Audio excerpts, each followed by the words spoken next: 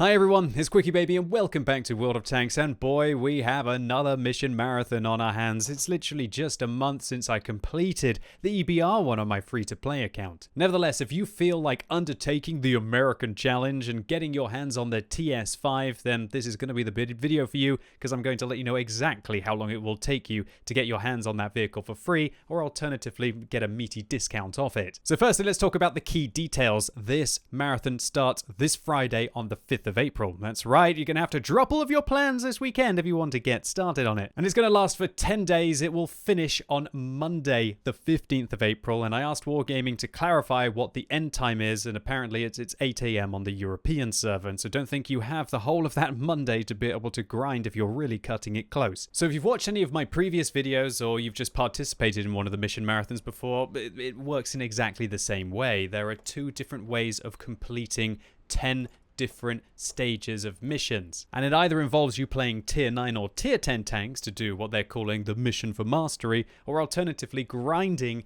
any tier 6 to tier 10 vehicles in their mission for commitment. Each stage yields varying rewards, with a cumulative 10% discount off the vehicle, culminating with a 100% discount, i.e. you getting it in your garage instantly. And one thing that's really nice about this event is that it actually comes with a Brothers in Arms perk as well, and that is a 0 skill crew, and it's quite hard to get American 0 skill crews outside of purchasing the Thunderbolt, I think. So as always during these mission marathon events, I've got to get the good old Excel out, right? So I can give you an idea of where you're best to invest your time. Okay, so firstly, let me start by saying that this mission marathon is much easier to achieve than the EBR one was, especially if you're the kind of player who loves playing tier 9 or tier 10 tanks. I've estimated that all of them are as competitive as doing the grind, unlike the EBR, but I also understand that most people are going to be doing the grindy route in their tier 6 to tier 10 tanks. But before we talk about that, let's take a look at the rewards that you can get from this mission marathon. Firstly, 30,000 credits, then 100,000 credits and 5 cents, 100,000 credits and 5 hours of 300% free experience,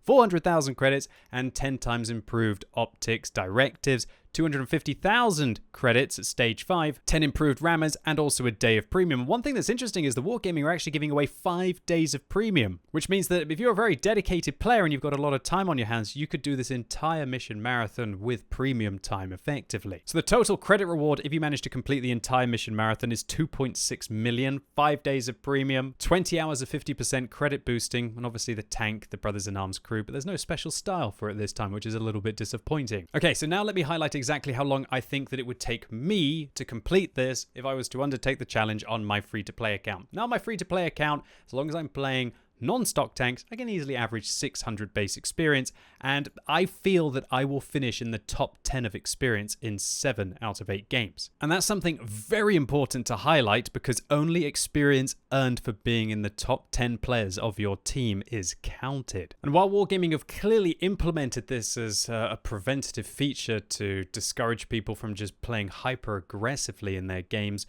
or using bot programs to be able to complete this mission marathon, it can be really painful for all but the best of players to feel that the entirety of that last game's progress was for nothing because you didn't finish in the top 10. I've included this in my analysis, and so for example, I think that somebody who gets 100 base experience is probably only going to be in the top 10 maybe 1 in 2 times, whereas somebody who's getting 800 base experience I think is going to be in the top 10 like 8 or 9 games out of 10. Consequently, I've estimated that it's going to take me 322 games to complete this mission marathon, and with the average game length of 6 minutes, and that's taking into account the 30 seconds it takes to sometimes get into the game and ready up for the battle, that will take me 32 hours to be able to complete over a 10-day period. It's not as bad sounding as the EBR, to be honest. Now, just for continuity's sake, the spreadsheet that you're seeing here now is for the French challenge. And one mistake that I made is I actually estimated the game lengths would be 5 minutes, which is why I thought it was only going to take me 46 hours to complete the challenge. However, I found that it actually was more like 6 minutes, and so it took me about 56 hours to complete the challenge. Something that I so badly remember from the last time. And so for continuity's sake, it would have taken me 56 hours to be able to complete the French challenge, although I have 14 days to be able to complete it, whereas now I have 10 days to complete a challenge that I think is going to take me 32 hours. And so consequently, I think the American challenge is going to take about 20 to 25% less time per day to be able to complete. And if you think about it as an overall time investment, it's going to go down for me from 56 hours down to 32 hours. And the rewards are pretty much the same. But of course, TS-5 versus EBR, that's not even close, right? At least for me and my playstyle. But for any of you out there who absolutely hated that French-wheeled light tank and you like the look of the TS-5 from my review today, while the EBR was ridiculous, you'd have to be crazy to be able to do it. This is definitely starting to get within the range of the dedicated World of Tanks player playing just a little bit more over that 10-day period. And before all of you just drop what you're doing right now and go, oh, I'm going to go and smash this challenge, well, listen to what I've got to say next. Remember that this total is for me, and while I'm not the best World of Tanks player, I kind of know what I'm doing just a little bit. Now think about what your kind of average base experience is, and you can go and take a look in your in-game statistics, and then once you know that, then listen to what I'm going to say now. If you average 100 base experience in World of Tanks, it's probably going to take you about 15 hours a day. This mission marathon is not going to be possible unless you don't sleep. If you get 300 base experience per game, then I think you're going to have to play about 56 battles of World of Tanks per day. It's about 5.5 to 6 hours. If you get 500 base experience per day, you're starting to become a very good player. And I think it's going to take you 38 battles of World of Tanks per day, just under 4 hours. If you're starting to become like an incredible player and you're getting 700 or 800 base experience per game, then it's going to be 29 games per day, and you could probably going to be doing this in less than 3. Now, whether this is going to be worth it is only something that you can decide. Do you really like the look of the TS-5? Do you not have a tier 8 premium tank yet? Or for whatever reason, is the weather still not very nice in your country and you've got a lot of time over the next 10 days? Then this is actually the most achievable mission marathon yet. Nevertheless, while this is undoubtedly the most achievable mission marathon yet, please keep in mind that you are still being required, if you were not going to play World of Tanks anyway, to play for 30 or 40 hours over the next 10-day period to be able to get something that I guess you could get in the in-game gift shop for 40 euros. And whether that's a good economy for you is another question. On the other hand, not everybody is trying to unlock this tank completely for free, right? Some people just want to get a meaty discount. And I estimate that I could get a 60% discount by completing the first 6 stages in just under 12 hours. 12 hours playtime over 10 days, it's not quite so long.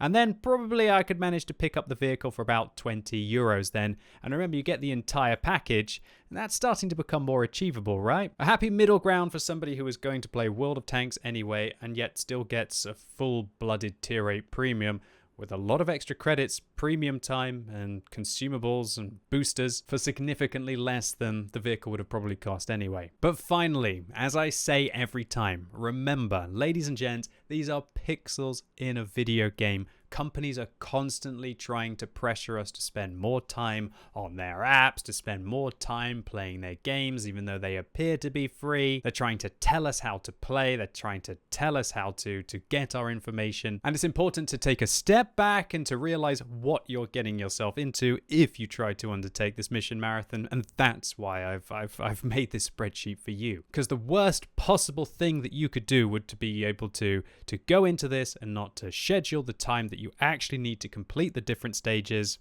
as you can see here for me, and be realistic with exactly when you plan to do it. Because if you get towards the end and you've only managed to complete half of the stages that you thought you would be able to, and now you either don't get the tank or you feel forced to be able to spend 20 or 25 euros, that's really what Wargaming would be wanting to try and do, right? And so just make sure that even though the bait is really good, at least this time round, you don't slip into the trap of where you feel like you're working in your games. Anyway, ladies and gents, boys and girls, that's it for today. Hopefully you enjoyed this one, or maybe it was just useful for you. If it was, give it a thumbs up. But if you hated it, give it a thumbs down. And let me know in the comments whether you are going to be trying to undertake the American challenge. And Kevin Wang, if I see you in the comments again, son, I'm going to have to come and get you, because you do not know the kind of drama that it led to within my marriage, right?